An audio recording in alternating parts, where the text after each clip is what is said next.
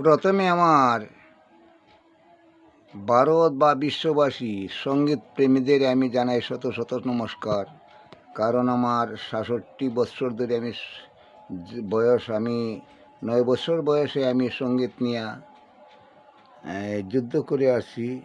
এই সঙ্গীতে আমার প্রাণ, সঙ্গীত নিয়ে আমার জীবিকা। তৎসঙ্গে আমি বাঁশি নির্মাতা। উত্তর পূর্বাঞ্চল, ভারত, আসাম, বরাক উপত্যকা থেকে বলছি।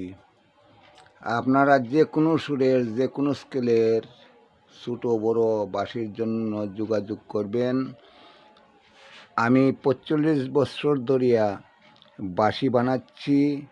এছাড়া আমি ৫৮ বছর ধরে আমি লোকগান, লোকসংস্কৃতির লগে সমন্বয় রেখে চলেছি। অথচ অল ইন্ডিয়া দূরদর্শন, অল ইন্ডিয়া রেডিওর শিলচর কেন্দ্রের অনুমোদিত শিল্পী।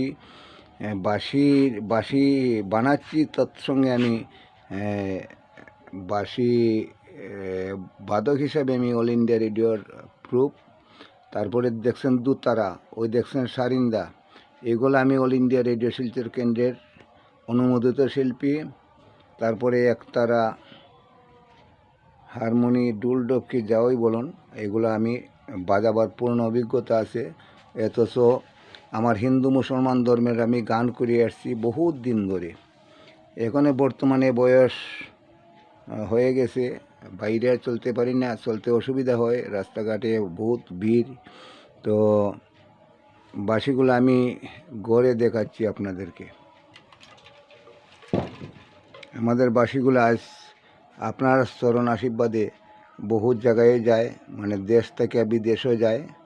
যেমন আমার ভারতবর্ষে যায়, নেপাল, বাংলাদেশ, আর অন্য জায়গাতেও যায়। তো আমার ইউটিউব চ্যানেলটা অল্প দিন হচ্ছে, প্রচার কম হচ্ছে। আপনারা একটা শেয়ার করবেন, একটা সাবস্ক্রাইব করবেন। আমি সাধারণ শিল্পী, অনেক দিনের আমার পরিশ্রম। আপনারা একটা সাবস্ক্রাইব, শেয়ারে আমার হয়তো অনেক উপকার হতে পারে। আপনারা একটা সাবস্ক্রাইব করবেন, শেয়ার করবেন। আর আমি বাংলা যে কোনো পর্যায়ের গান, হিন্দু শাস্ত্রের হোক, মুসলমান শাস্ত্রের হোক, করে আদি সৃষ্টি থেকে পতন পর্যন্ত যা গান, এগুলা আমি শরৎ বাউলের শিষ্য, জালালউদ্দিন কাল লালনের এরপরে আরও অনেক শিল্পীর আমি গান করি। শ্যামাসঙ্গীত অল নাইট করি, বিশরী মাতা পূজার গান করি, উরুসেরও গান করি। তো এখন বর্তমানে আমি একটু